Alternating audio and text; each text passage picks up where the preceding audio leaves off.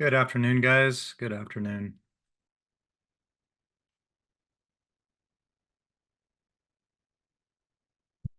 So my name is Pavel Tretyak. I just posted a link to a Google questionnaire. If you guys could take it before we get started. It just has some basic information about kind of how you would like today's session to go. And yeah, it's just some useful feedback. So as I go into this, I can kind of change what I'm doing to make sure that the next hour ends up being very useful to you guys. Good afternoon, guys. For those of you guys that just came in, I posted a link to a Google survey. If you guys could please take that before we get started. I am going to change how I'm running the session depending on kind of what you guys would like to take from it. So, good afternoon, guys. Those of you guys that are just joining us, if you guys could please take the survey and the questionnaire. This will let me know how you guys want to run today's activity and how you want to break it down. So I am a high school educator. My name is Pavel Tretyak. I've been teaching English and literature for 10 years. I also have my master's in literature. And I'm a really big practical person. So I have no intention of running this presentation or this next hour by putting on a slide deck and just talking to you guys about what I do with AI. Instead, what I'd really like to do is I want to be very practical and share with you guys firsthand kind of what experience some of my kids get. And I'll share with you all the resources as well. So that's really my kind of goal here today is share a bunch of resources, be very practical with everything. And Kara, I just noticed you joined. If you can please fill out the survey really quickly, just so I can get a feel for who's in the room, what you guys would like from the session, etc. And it's really fascinating to watch the replies too and the responses. So it seems like we might just engage in it together. If you're already done, I actually made a web page specifically for today. So you guys can actually access all the resources on that web page. And we'll be going through it together. So let me just give a few more minutes as people trickle in after lunch and all that. All right, sounds good. Are we ready to get started? You guys want to get going? Cool. Okay, so what today's session is about is basically a rabbit hole that I dove into in my creative writing class, where a one-day activity turned into a 3-week activity. And so what I'd really like to do is I created some stuff that I've been meaning to do anyways. So I created a murder mystery based entirely off of Crime and Punishment. And you may have heard of Crime and Punishment, but have you heard of Atrocity and Discipline? So on this website, let me send it again. This is my personal website. I created it just for SequoiaCon. On this website, you will find links to everything. So I broke down every single one of these handouts, but all you're going to need at the moment is this little link that says all together. And all together is going to open you up in this 13-page document that has all of those student resources, all of the descriptions, everything put together. And I try to create all these resources from a very practical standpoint for teachers, for any educator that's curious. And what I'd like to do today, let me admit one more person in. What I'd like to do today is I really want to walk through one of these activities. I want to hear your guys' opinions. I'd really love to do a little bit of engagement, a little bit of role play here for us to look at it from the student's end. And then once we finish the student's end, I want to do a little bit of debrief about maybe some things that we've noticed about the activity that was problematic, some things that we thought were pretty strong. And then afterwards, I want to walk you through some of the support tips, as well as some of the handouts that I gave you for you guys to do all of this stuff entirely on your own. And what I did was I documented the exact process that I went through to create this material. And I also put it down, and I also documented some of the other elements for it, okay? So I feel based off of the survey results, it seems like you guys want to kind of get together. We'll maybe, engage together, especially after lunch. And what I'd like everyone to do is open up this whole atrocity and discipline document. If you need it, let me just share it with you really quickly. I'll put it in Google, or I'll put it in the chat. And the first 2 pages are not too important for us. If you were an instructor or teacher, they are. But the first page is literally a lesson plan that has the instructor requirements, the student requirements and the materials, but since I'm here and I'm going to be your instructor today, I'll walk you guys through it. The second page is a detective report, which is for students to fill out so you can hold them accountable for that activity. You guys are the instructors. So what we're going to do is we're just going to walk through this activity together, and we're going to immediately get started. So here's what this activity is going to look like. You set up your classroom. You have about 3 to 6. You have students in groups of about 3 to 6. On their desk is a big packet of about, let's say, 6 pages. And each one of these pages is absolutely crucial. At the very top of that packet is this immediate letter that gives your students something that I'm going to repeat throughout today, a win condition, some kind of goal, something that they are trying to achieve. So seeing as this is a crime and punishment activity, I will do Russian accent. Everything will be better with Russian accent, okay? Detective, I trust this message finds you well. I'm writing to request your expertise in delving into the psychological aspect of a recent crime that has come to our attention. Attached to this letter, you will find a forensic report detailing a double homicide case involving Miss Rebecca Floyd and Miss Caroline Hayes. As you review the evidence, it becomes apparent that the motives behind these brutal murders may extend far beyond simple robbery. Our colorful local newspaper described the scene in the following terms.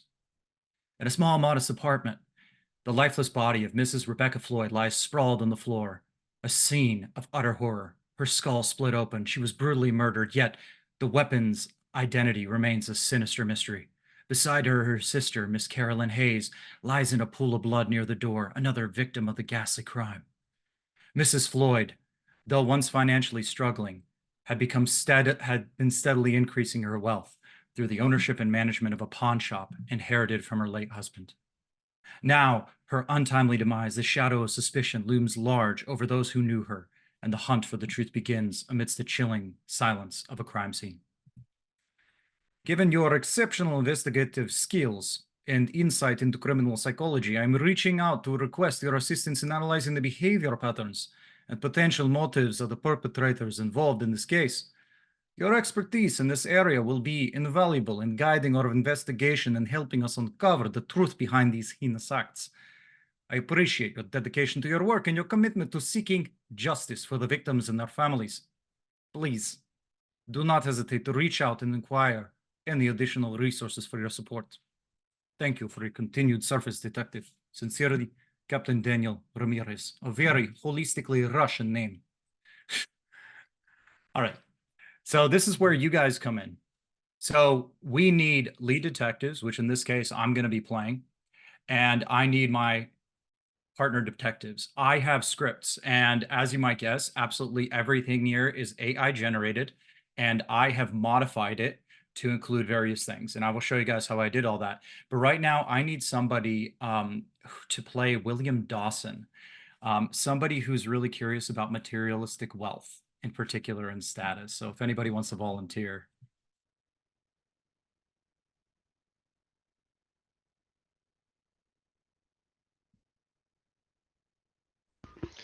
If nobody else is going to take William Dawson, I'll take William Dawson. I believe in you. I believe in you. Mr. Dawson, thank you for joining us today. If you wanna read the line. So I have a screen shared, suspect Yep. interview one. And your guys' goals for all of you participating with us right now is to kind of analyze what seems suspicious here. We had a murder committed, we had people that were seen. So what seems suspicious in this murder?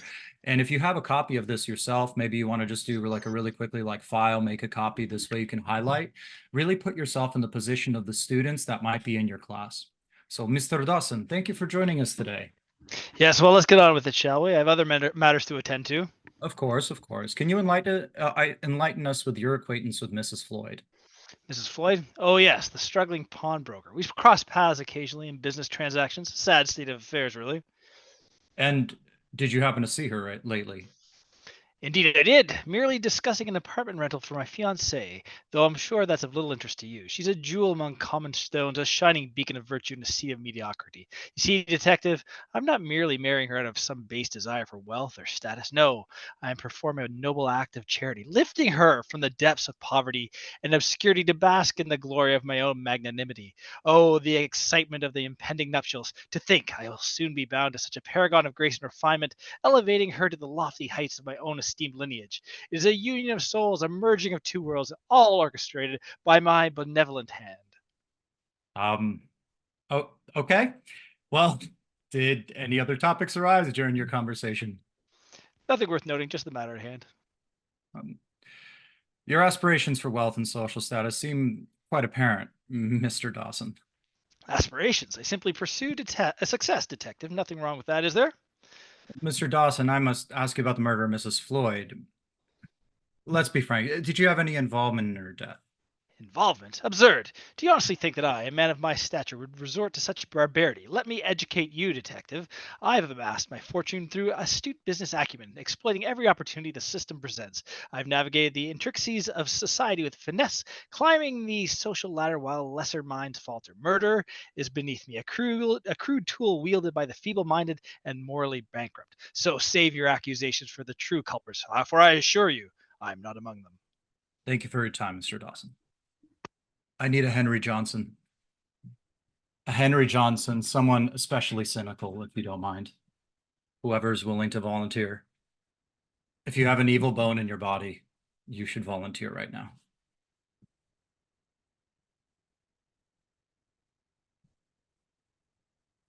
I can do it. I believe in you, Sarah. Thank you. Thank you. Mr. Johnson, thank you for joining us. Can you shed some light on your relationship with Mrs. Floyd? Ah, Mrs. Floyd, a charming woman. Though our interactions were brief, merely renting a room from her, nothing more. And what brings you to this building, Mr. Johnson? Oh, the allure of a new abode, detective. One must seek comfort where it can be found, even in the most unexpected of places. Were you aware of Mrs. Floyd's financial situation? Financial matters are of little concern to me, detective. I'm more preoccupied with the intricacies of existence, the eternal dance between life and death. I see. Can you account for your whereabouts the day of the murder? Oh, the day in question, time is but a fleeting concept, detective. We are all destined to inhabit a mere square foot of space for eternity once our moral coils unravel. As for my whereabouts, I believe I was in my room contemplating the mysteries of the universe. And what are your thoughts on the murder? Murder, my dear detective, is a fascinating phenomenon. The fragility of life, the complexities of the human psyche, it's all quite intriguing. But rest assured, I have no desire to add to the body count. My interests lie elsewhere. Mrs. Floyd, a woman caught in the web of existence, ensnared by the mechanisms, machinations of fate. You see, detective, death is not always the end. Oh no, for some, it is merely a transition to a new form of torment. Imagine, if you will, an eternity confined to a square foot of space, trapped in perpetual suffering with no respite in sight. Perhaps Mrs. Floyd is not at peace in the afterlife, but rather condemned to endure an even greater misery. Such is the cruel irony of existence, to escape one's earthly troubles, only to face a far more insidious fate beyond the grave. But fear not, detective, for I am merely an observer in this cosmic drama, a wanderer in the labyrinth of the human soul. Thank you, Mr. Johnson, for that unsettling explanation. That will be it for now. Of course, detective, should you require further enlightenment, you know where to find me. Last one. I need Austin Mitchell. Whoever's the academic, whoever did best in college, please. The real academic, Pick please me, stand pick up. me, pick me. Go for it, Kara. Mr. Mitchell, thank you for coming today. Can you tell us about your relationship with Mrs. Floyd? Mrs. Floyd? I'm afraid I don't know her. I was here yesterday and I had to sell her my watch, but I kept to myself mostly. Interesting. Then you might have seen someone that might help us identify a witness or a suspect in the murder. Not really. Her sister, maybe, but I can assure you, Detective, I have no involvement in this case if you are suspecting me. Are you? We're just trying to find out who committed the crime. You're a writer, correct? I came across an article of yours recently about the concept of societal norms and the potential for, let's just say, certain individuals to rise above them. Ah, yes, my article. It's about the extraordinary few who have the courage to challenge the constraints of society, to push the boundaries of what is deemed acceptable. It's a theory I've been developing for some time. In your opinion, where does morality fit into this theory? Morality detective is a construct created by the weak to control the strong. Those who dare to defy societal norms, even if it means shedding blood, are the true pioneers of progress. It's a harsh truth, but a necessary one if we are to advance as a society. So you believe that murder can be justified in certain circumstances? Justified, perhaps. Necessary, absolutely. In the grand scheme of things, a single life is but a small sacrifice for the greater good of society. It's all about perspective, detective. But if you think I've killed the pawnbroker, you're mistaken. You see, I may challenge societal norms, but I'm not a common criminal. My pursuits are intellectual, not physical. I delve into the depths of human psychology, exploring the darkest corners of the human mind through the written word. Murder, while a fascinating subject of study, it's not a path I would tread. No, my methods are far more subtle, far more nuanced. I wield words like weapons, shaping minds and ideologies with the precision of a surgeon's scalpel. So, if you seek the true culprit, look beyond the obvious, beyond the realm of blood and violence. The answers you seek lie in the realm of ideas, where I reign supreme. So 3 individuals, clearly not suspicious at all. We also end up having Mrs. Schroeder that does have an interview with another detective where she talks about what she's seen. She talks about basically hearing the murder take place with various weapons. And also in the set of documents, we also have a forensic report that basically describes that Mrs. Floyd's body has no head. She was hit so many times on the ground that her head disappeared. And Miss Caroline Hayes, her sister, was also found dead with a single swipe. So one of the suspects was killed brutally, swung dozens of times on the floor, while one was a single swipe. And I also added some images that are generated using MidJourney that correlate with these characters from the book. So let's kind of pull away.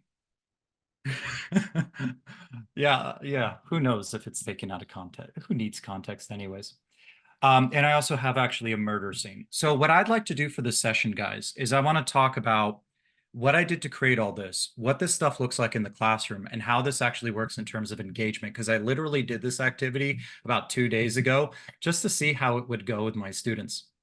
And what I immediately started to notice is that, first of all, if you're doing lower level students or regular English students, it's something that it's best that you run through together as a class, reading them together as a class, because kids are going to skip over. But this activity was designed for AP Literature students introducing the Book of Crime and Punishment. And the goal of this activity is that I'm trying to basically front load a lot of the character traits and front load a lot of the philosophies and have them contextualize it. Now, for those of you guys that have read Crime and Punishment, the murder is actually pretty easy to spot, and it happens in the first part. There are 6 parts, and the murder happens pretty fast. So I'm not giving too much away that the intellectual, Mr. Austin Mitchell, is actually the murderer. So what I ended up doing in AI and ChatGPT was I ended up front loading and letting it know firsthand that, hey, look, I am conducting a role play scenario, and I would like you to create a detective and a character based off of this. So I opened up ChatGPT. Let me just kind of walk through the little things, and I actually created a handout for how I did this too. Yeah, I've read Crime and Punishment. Yeah, 3 separate times. The audiobook is killer too. Highly recommend. So what I ended up doing is I end up just really introducing context and like, hey, I'm doing a role play game in my classroom. I want to do a murder mystery based on crime and punishment. I'd like you to write out an interview between a detective and Raskolnikov following the murder. Something along those lines. Now, what I noticed when I was creating these scenarios is that it's a constant trial and error process. Most of the time, whenever you have these kind of scripts being developed, they are very, very short. They are single lines and one lines. So even as someone who is using AI to essentially cut corners in the process of creating these things, you still have to have a lot of intricate knowledge about the character. So what I would often do is I would generate something simple like this. So just like a discussion between Raskolnikov and then the detective. And then afterwards, I would ask it to create a monologue. And I would ask it to create a monologue very specific and very representative of that character. So the three characters that we read, it's going to be Mr. Austin Mitchell, Mr. William Dawson, and Mr. Henry Johnson. Each one of those characters is based off of Crime and Punishment. Svidrigailov, he is that square foot of space guy. So what I ended up doing is I ended up asking him, like, okay, create a monologue where a character talks about how death is not the end, how life can be perpetual torment on a square foot of space. And what I'm using with this dialogue, and I'm modifying the dialogue, is I'm taking it and inserting it into that original framework. I'm originating in that framework. And so what I try to do to help out as much as possible, because there's so many random elements and your mind just has to wander and it has to be so much trial and error, is I wanted to provide you guys all those resources too. But I also have tips for, I created handouts very specifically for creating these scenarios. So let's see, let me throw that link one more time in chat in case you need it. So I think the first thing that you really genuinely need is that you need to do a brainstorming of a concept and create the context. So the template that I gave you guys in case you want to practice with this is basically you start doing with the context of how this is being used in class, as well as a goal that you're trying to create. I oftentimes will add something simple like, can you help me, to ChatGPT, not just to be nice to my robot overloads, but also because it just helps it give a clear direction. Because sometimes if you don't ask like, can you help me, it'll give you commentary of like, oh, you're doing this really well. I'm like, no, I'm not asking for commentary here. I need you to help me create this game. And so some of the sample prompts that you can do, which could really transcend just the English, because I know I'm talking about crime and punishment here, but I've done this in its all nother capacity in creative writing. But let's say you're doing history in the United States and you're studying the Western expansion and you want to create a resource management game that's similar to Oregon Trail. Just by starting off with something like this prompt, you get yourself some ideas as to how you can potentially navigate creating a game yourself. What resources you need in order to create, what games you need, how the rules can function. And this will not create the game for you, but this will create you a draft that you can then take that next step to start creating games, creating win conditions. And if you don't want to go this far to creating a full game, even just doing the various letters and like what in the literary world is called epistolary writing, where you like have characters create letters. Like let's say, for example, write a letter by Abraham Lincoln discussing the his mindset prior to the to giving the Gettysburg Address. These are activities and letters and games that you can help introduce the nonfiction elements to your class. And you can change the level and you can change the difficulty of it so that you can, again, increase that engagement and really hope to try to engage your students. So one of the first things that you really want to do is brainstorm a context, some kind of context for it. Then afterwards, you really got to figure out the setup, the materials, and the development. And as I was creating these things, the biggest, most important thing for me has always been finding and identifying a win condition. And this could be also termed like as just simply as an objective, right? What kind of objective you're trying to reach? What is your win condition? I ended up doing a post-apocalyptic card game. And I was playing around this with my creative writing kids because I was trying to introduce them to the world of well, post-apocalyptic genre and dystopian genre. So I had to have them visualize, hey, look, like the world comes to an end. You have to consider how you're doing the resources. You have to consider that people are going to break up into tribal clans. How is all that stuff going to happen? So what you really need to do is you need to have something centered, a clear goal. And for that murder mystery that we just kind of like walked through, at least partially, is I really wanted to make sure that people understood, hey, look, the clear goal is to find your next suspect, find the next person that you wish to dive further into investigating. And then after we do that activity, we transition into the novel. And then as we read the novel, those characters and the overlaps start to become clear. And that character that was really worried about, let's say, financial gain. Oh, that's Lucian, who's trying to marry Dunya. That other character that, let's say, is the square foot of space. That's Svidrigailov. So a lot of the stuff is the front load. And then once you have a general idea and you start building the game, you start building the model, you can start also detailing the world. And this is, again, in the handout that I gave you, just other things that you can consider that could help thicken out that world and make sure it feels alive and it feels like the kids can immerse themselves into the content, immerse themselves into the theme. Then when they dive into your subject matter, be good. Okay. I really want to transition into showing you guys a little bit about MidJourney. In the little warm-up, it seems like not too many of you have had too much experience with MidJourney. Some of you guys do, some of you guys don't. I'd really like to show you guys how I created some of the images, like these in particular, and how I streamlined the descriptions. But before I move on, are there any questions, comments? I know it's a lot of information. Even as I'm talking, I'm thinking, like, how can I convey to you the process and everything? But I think the best thing I can do is just share any material I have and encourage you guys to experiment. Yeah. So any questions or anything like that?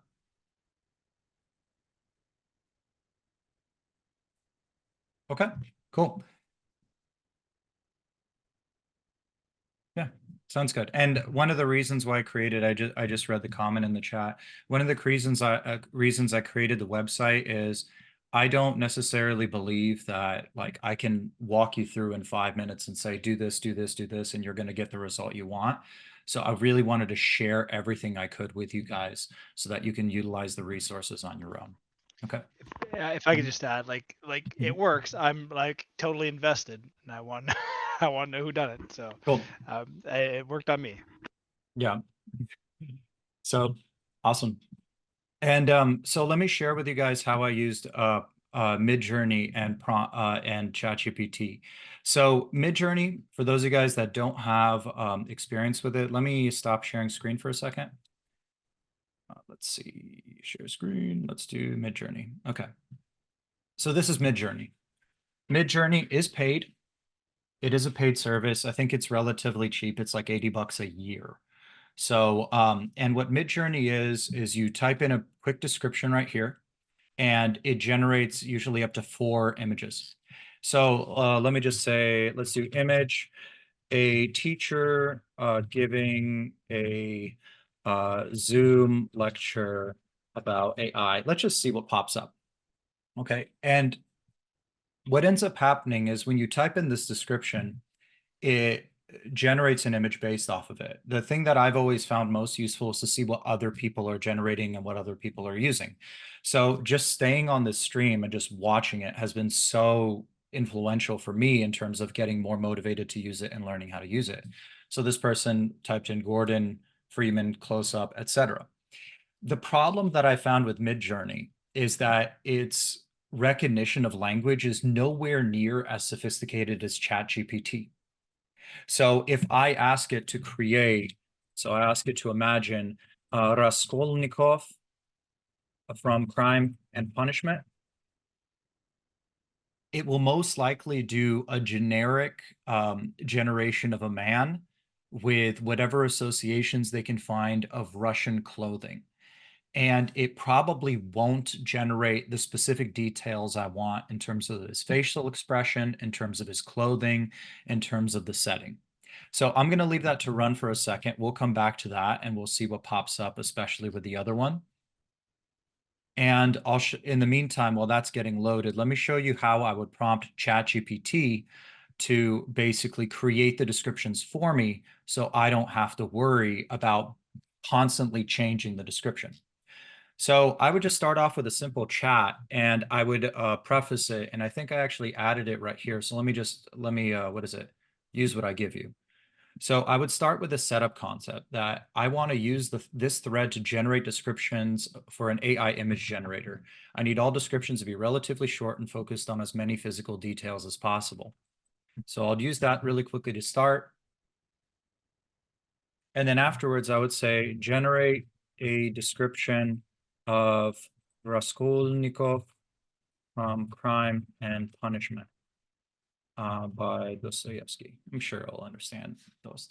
Does anybody have any like requests in chat? Does anybody want to throw in any requests just out of curiosity to see what we can do here?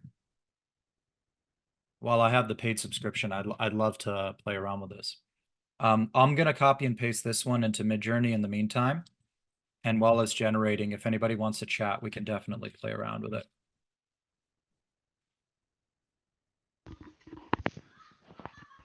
Can I ask a question about MidJourney, the pricing structure? So, I know that there's like a certain amount of like high processing time or something like that. Like what happens when you run out of prompts? Can you just No not idea. generate any more that month? Okay. I So haven't gotten there. it's like minutes Yeah. of processing time or something, right? Like it's like I don't know how they phrase it, but yeah. Okay. So you how much would you say you use it like daily? Not that much. I'm actually Okay. just a casual user. Okay. For me, like I'm a teacher, not an AI expert, you know, and I'm mostly here because my administrator sent me a link, and I'm like, hey, I already do a lot of cool stuff with AI. Why don't I present instead of just attending? So I'll just share this stuff with you guys. And so my perspective is I'm a casual user. I've seen plenty of people on Discord. They're using it literally for their professional careers. So I've seen like a lot of wallpapers up there. So if you've ever seen like wallpaper for sale, especially on Etsy, a lot of that. People designing very specific things. Like if you look right now, there's a kid's coloring book. Um, a lot of professionals are already using it. And then for me, I'm using it primarily for my YouTube channel that I kind of mostly just work on during the summer. And then I'll use it in my classroom. And I'll actually leave this up in the middle of my classroom too. I'll use it up in my classroom, and I'll allow students to use it. And Kara Kennedy, I'm looking at your comments. So the pros and cons of using MidJourney rather than historic man-made artworks for classic literary texts. I don't know. That's a pretty interesting question. I don't know how to answer it. You know, for me, the biggest thing is I can get exactly what I need, exactly the way I want it. So when it comes to generating the actual texts, oftentimes when you're looking for historical stuff, it takes so much time to find something. Like, I want to get something that shows the murder of the pawnbroker. I want to get something that shows Sonia's guilt or shows them praying over this. I want to get something that shows Jay's Gadsby's beautiful smile that they talk about. And so for me, like, it depends on exactly what you're looking for. And for MidJourney, I feel like if I'm willing to bypass the historical element and go straight to, I just want kids to look at this image and I want this image to be cemented in their head, that's where MidJourney stands out for me. And if you're looking at human man-made artworks, I think what's happening is you have to at some point in time teach like, hey, look, this is the artist, this is the time period of that, this is the artistry of it, if that makes sense. Like, you have to teach the history in conjunction to it. And here's basically the difference in terms of MidJourney. So this is the description that I used, that was created by MidJourney, that was created by ChatGPT and then transferred over to MidJourney. And this was the results. And this is the description if I just type in Raskolnikov from Crime and Punishment. So it's that malleability and that flexibility in terms of how you do it. And what I did for you guys too, in terms of trying to share some resources, is I actually did this with the prompts as well on the website. So here, really quickly, let me do screen share. I was thinking in terms of if you're wanting to teach more recent literature that's, you know, arguably shouldn't be scraped and shouldn't be in the systems for them to know, if possibly that it would be more beneficial to put in newer stuff because there is no public domain artwork that you could even use, because it might not know, say a recent novel 15 years ago. So yeah, I was just thinking of that when you were showing, Could like you there could you give are me kind one of of those book novels? covers from the old days. Yeah, could you give me a more Example? recent Oh, one? Yeah. like teaching Hyperion science fiction novel. Yeah, what's one of the characters in Hyperion? Oh, the priest. They're kind of like have more generic names. I'm just gonna ask for 4 names, the console. Okay. And so again, I like using ChatGPT to prompt MidJourney. And the reason being is because for those most recent ones that don't have the artwork, I completely agree with you. So like you can actually load up, you can have ChatGPT generate it. So I don't know any of these characters, so you're gonna have to be my little test here. But what about Martin Salinas? Do you remember him at all from the books? But No, it's been a while. It's been a while since I taught it. But no worries. So like again, we can just play around with it. So we'll throw in the description that they have, and we'll kind of do it blindly just to see what happens. Now I know there it goes. So instead of Martin Salinas, it's going to be a flamboyant poet. So if you try to type in like the Hyperion characters, I think you're 100% right. I don't think it's going to generate anything recently, something that doesn't have the historical base to pull from, which is why I use ChatGPT to generate the descriptions first. And then so I asked ChatGPT to describe the character, and then I copy and paste that description into the MidJourney. And if that helps. And I put together a quick handout here that actually shows the prompts. I decided to pick something that everybody would know. So I did Holden Caulfield, and I did the same exact prompt, Holden Caulfield, 1 paragraph. I always say please to my robot overloads as it is. And this is the description that it gave. I also did New York City, and these were the MidJourney generations. So going into class, teaching, even just having this image up on the board or one of these images up on the board. And for those of you that have never used MidJourney, it does keep and log all of the stuff that you've generated, and you have access to everything else that has been generated. It's also all, what is it? There's no copyright associated with it. So you can actually, like for my podcast, if I need to use an image, there's that character for you, by the way. I don't know how accurate he is for him. But for any images that you generate, it keeps everything, and you can use all of it without getting any copyright infringement. So let's say, for example, you're putting on a YouTube podcast or something, and you need an image of Henry Cavill from a new movie, you can generate it. And there's kind of a lot of discussion around it. I don't know how ethical it is. I'm just playing and experimenting here, but about whether or not certain images, like let's say images like this, should be copyrighted because they are clearly representative of the idea. But this image that I have loaded up is technically not under copyright law, even though it's like a perfect stand-in for a Hulk image or anything like that. And a lot of these yeah, images, I tend to use Adobe Firefly because it's not trained on copywritten data, so you're a bit safer. Not so much a concern inside the classroom, but for more public facing things. So if you type in, say, Mickey Mouse or Donald Duck, it actually won't give you something that looks like Disney, because they tried their best not to train it on those. So that's an option as well, as using a different model. I know MidJourney is like the best, but yeah, the ethical territory. I love MidJourney. For me, MidJourney is always, it's like with MidJourney and ChatGPT, I've really, really enjoyed how like precise and accurate it is, and how it interprets language. And when I go to other AIs, it just doesn't have that same accuracy of context, accuracy of word choice. And for me, I'm not an AI expert, but I do feel comfortable enough to say I am a language expert. Like I literally have my degree in analyzing language, and I know the various theories that kind of go into language. So for me, it's very fascinating looking at like how the binaries that Derrida like discussed in deconstruction showcase in various like in various degrees depending on what you put in. And it's also a really cool way to engage narratives about diversity. Like one of the things we did with one of my classes was we typed in like average Mexican man or average woman, and it opens up the discussion to stereotypes.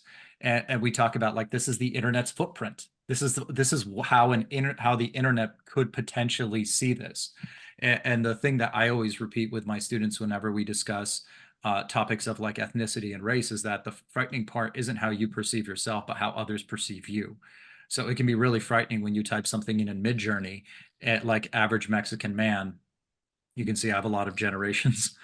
Let's see. I want to go to the racial ones. Michael Jackson as Predator from the movie Predator. That's there. Here we go. This is like the prompt of just Native American, right? So, or this is the prompt of just average Mexican person. And it shows up basically 4 rancheros, every single one a man, every single one with a mustache. So these are actually prompts we did literally in class. And we posted them up there and used them as discussion points to begin the discussion centered around race, diversity, ethnicity, gender stereotypes, things like that. And then we transitioned from there. So I've really enjoyed chat or MidJourney as like an engagement tool. And then when I have opportunities to kind of also overlap it with that narrative element, adding in letters from characters. Like let's say I can have Holden Caulfield write a letter to someone he loves and then build on top of that. So that's, by the way, it for me. So I'm 100% done. And again, the website link, if you need it, I'm just posting it, spamming it just so that if anybody needs it, all the resources are right there. Any of the handouts I showed you right there. And I'm doing a quick diversifying instruction AI, a beginning kind of entry level course tomorrow. And I'm only going to be talking for about 20 minutes before allowing people to kind of jump into something else or work on what they need tomorrow. But all the links and stuff are there. So if you want to attend another session instead of, you know, seeing me again, but like that's interesting for you, just feel free to steal everything. I don't care. There's a lot of stuff on here. In fact, if you go to home and you go to educational, it's my website I use for my AP literature students. And I literally have resources for everything. I don't really care. So feel free to take any of this stuff as you wish. Yeah, and I'm going to stick around if any of you guys have any questions, want to continue discussion. I would love to hear your perspective, or if you want to mess around and just let me know, I can do something else. Cool. Thank you.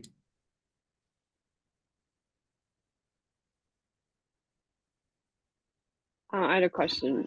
Do you have the students read aloud like we did here for the murder mystery? I think for the murder mystery, I would recommend one of 2 ways. If you have a good group of students that you trust, that you feel are going to follow directions, I recommend you would put them in groups of 3 to 6, say as little as possible, and let them figure it all out. And really try to engage with it. That just the introductory level. And if you have kids ask, like, I don't know what I'm supposed to do, I'm like, well, you're a detective. What do you think you're supposed to do? And let them go from there. But if you have students like I teach at a Title I school, about 80% of students don't speak English as their second language. If you have students that need that additional support, then I recommend you do it as a class. Yeah.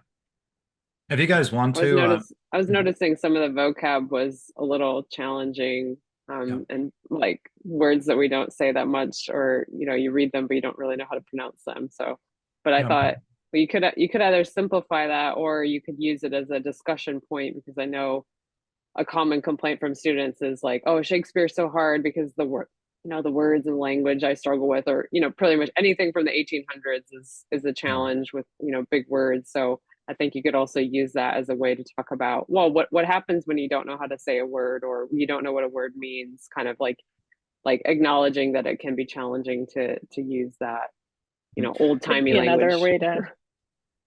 It could be another way to work on vocabulary too. If you have a vocabulary list, it's create a dialogue using these 10 words, and then the kids have to actually, like, when they're acting, they have to act like that particular word would be. Really quickly, Melissa, I just want to let you know that I saw your comment in chat and I am going to respond to it. Especially with that dialogue, the wonderful thing is you can literally isolate that passage and ask it to simplify it. So the way that you would go about it, so let's say, for example, let's go, that whole justification thing, right? It's as simple as literally opening up a chat and just saying, can you simplify the vocabulary here? Right. And I agree, definitely taking the opportunity to actually use it as a vocab lesson, you can do that. And what I could do is I can even say, never mind, create a vocab list from the original paragraph instead. And then this way, again, I have a, oh, wow, that's doing way too many. Limit 10. You know, so these could be theoretically 10 of the most necessary words to there. So I think the modification is there and the context is key. And I think the context for me is it's an honors level student, but I did include other contexts. So I created a game, post-apocalyptic game, and I think I want to talk about the biology context now and kind of transition. But I've created ones where it had this was a board game, so the kids actually had rules very specific to what they were allowed to do, what they were not allowed to do. I also created resource cards. And these cards, I used MidJourney generations. And this is all done in like, I try to keep things simple. I don't want to use specialty programs. So I did it all in Google Docs so I could just send it to printer quickly. And so I did resource cards with very specific points. And I oftentimes would ask, like, how do I balance these values and things like that, and use ChatGPT as like a professional buddy. And I think that's where like your creativity as an educator comes in. So really quickly, let me open up that chat again. Melissa, can you give me an idea of something that you would want to teach in biology? Just anything at all that you think would be kind of fascinating.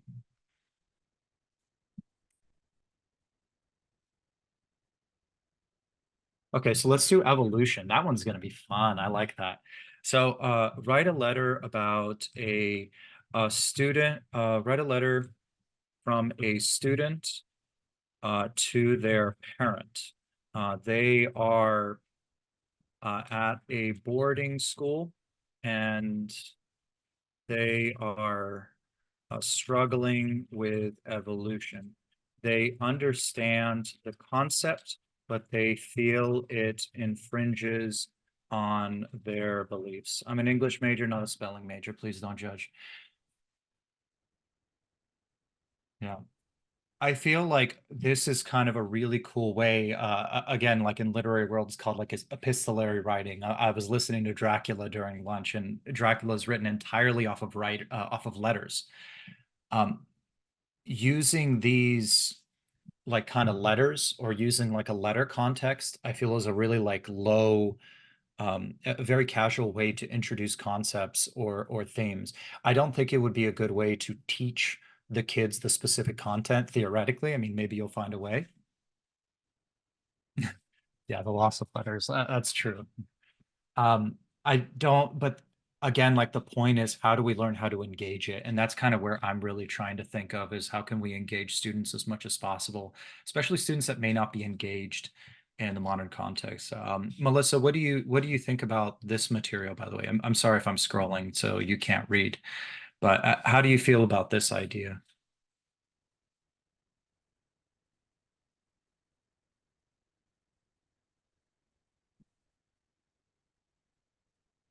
Okay. Yeah. So oh, you teach at a Catholic school. Yeah. And I think that would be really fascinating. And I can even have it revised, rewrite it to emphasize the boys' Catholic belief system, add a conflict between the material and his faith. Right. And I think that's so cool to be able to like very specifically create something. And obviously, you still have to have a brain to be able to use this. You still have to have a brain to modify it and, of course, add it. But it gives you a draft, right? It gives you a draft. It gives you something to work with, something you can build off of. And I feel it's like that next step because so many teachers are already going to be using AI just to basically start off with something as simple as like, hey, look, like create sentence frames. Like, okay. But this is kind of a way to push it further and have it extend something that you have in your head, that you have this vision in your head that you want to create something that is like a Oregon Trail. We're going to do oregano trail. So what you're going to do is you're going to create the card game. You're going to create all this. And how can you do it? And you can actually use MidJourney to create top down creations of it. So you can do like top-down board game. A lot of the stuff has already been created. So let's see.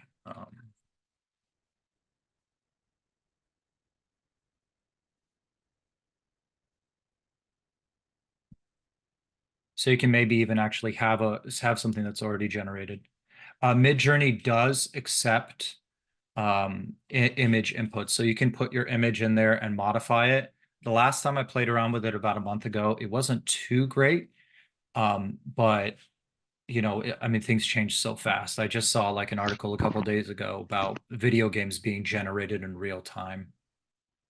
The reason I ask is when I was, a few minutes before the session, I tried with Dolly to like just make a quick little map in Google Drawings, and so I downloaded like this little map that I created, and then I asked it to like describe the geography of this place and like talk about the people who live on this island, and it was able to like identify certain features of the island.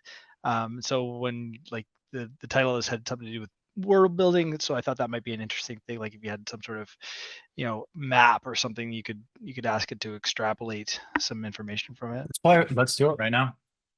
Let's do it. And let me show you what I've done before, just so I can show you briefly. So I've put my photo in there. So you guys know I look standard handsome, but now I can look extremely handsome. So this is actually a photo that I submitted just to kind of play around with it so I can look like Captain America, right? So like I said, like it modifies it probably with facial features beyond recognition. I mean, that guy's way uglier than me. But let's actually play around with this. So what do you want to create? Let's do like yeah, so.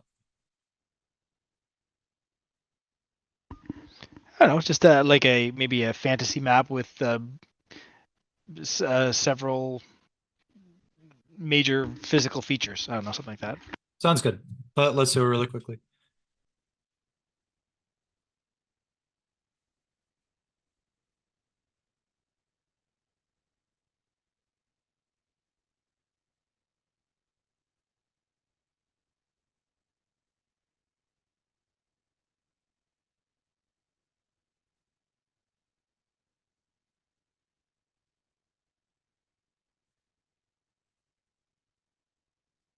All right. So I just added in a couple random details. We'll see what pops up. Whoop. That's not what I want.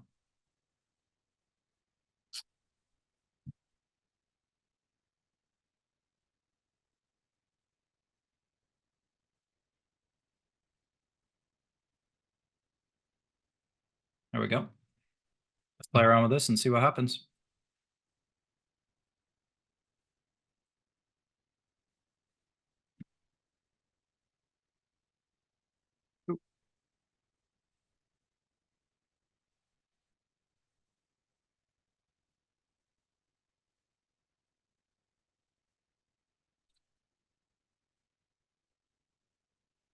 Yep. And then this is kind of the awkward do do do do do do do.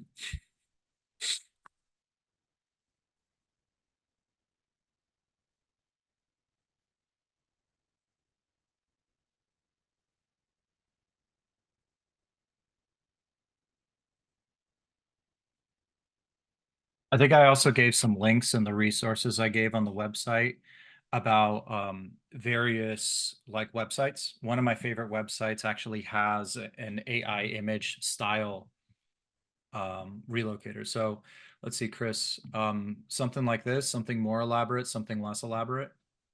No, I was like that's kind of cool. Like that I was able to do that, and then I wonder like going back and forth. I like how you use like GPT to create the prompt for the image, and then it'd be neat to like now describe like if you go back to GPT now describe some of the people who live here, right? So yeah, cool, very cool. Yeah, and the thing I really like about the thing I really like about ChatGPT is you can just tell it what happened with the prompt and ask it to adjust, and usually it will kind of help. So if like these are too complex, I could do that. I can ask it to incorporate a style that might be reflective of something more child book or something like that. I love doing Studio Ghibli style stuff.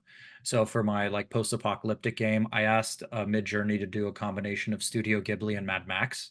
So I had the post-apocalyptic, but I had the lightheartedness of Studio Ghibli. So it was pretty cool in terms of that. And obviously you're not going to get what you want every single time. But the point of this session was just to kind of like throw some ideas out there of like, hey, have you tried this? And just see, like, share as many resources as I can and try to contribute to that conversation and try to help out educators that are curious in this world with whatever they can. So, yeah. So I think we're wrapping up on time. If you guys have any questions, you want to stick around, feel free. I'm happy to play around with something more. And again, like all the resources, use them, steal them, don't care. So have fun with them. Thank you, Thank Melissa. you. You have a good day. Thanks so much. Super interesting. That was No worries. fun. Thanks, man. Have a great night. You Yep, too. bye.